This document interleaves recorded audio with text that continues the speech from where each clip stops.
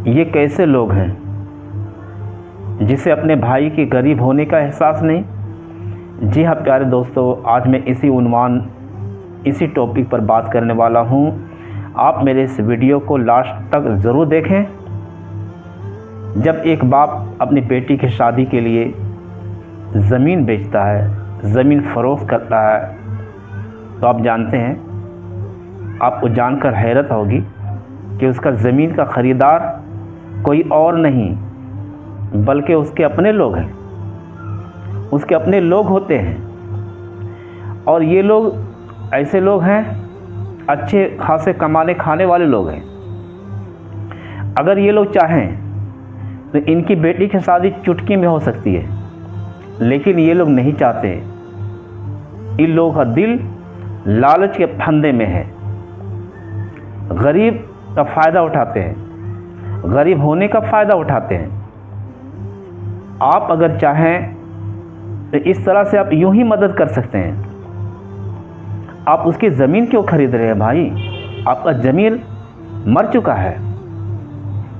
जो ज़मीन खरीद रहे हैं, आप किस लिए, अल्लाह ताला ने आपको इतना दौलत से नवाजा है, पैसे से नवाजा है, क्या आप अपने ही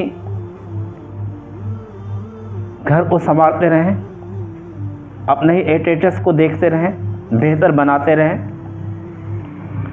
आप जीना सीखिए, आप दूसरे के लिए जी कर देखिए, आपको बहुत ही लुत्फ़ आएगा। अपने लिए तो सब जीता है। आप जीना चाहते हैं तो दूसरे के लिए जी कर देखिए, दूसरे के लिए जीना सीखिए, दूसरे को मदद कीजिए भाई। इस महंगाई के दौर में जिसके पास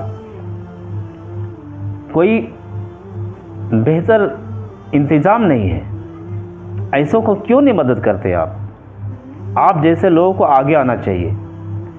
मैं माजरत के साथ कहता हूँ, अगर मेरी किसी बात को बुरा लगे तो मैं आपसे माफ़ी चाहता हूँ, लेकिन आप गौर कीजिए, क्या ये दुरुस्त है? यह अंदाज़ दुरुस्त है? हम किसी की मदद करने के बजाय, और वो हमारे खुद अपने हैं, कोई गैर नहीं है, हमारा अपना भाई है, हम उसकी मदद करने के बजाय हम उसकी ज़मीन खरीदते हैं, हम उसके ज़मीन खरीद रहे हैं, और सस्ते में खरीदकर हम उस गरीब का और भी नुकसान पहुंचाते हैं। अल्लाह ताला से दुआ है कि हमें कहने सुनने से ज़्यादा अमल करने की तौफीक अता फरमाए। अस्सलामु अलैकुम व रहमतुल्लाहि व बरकातुहू।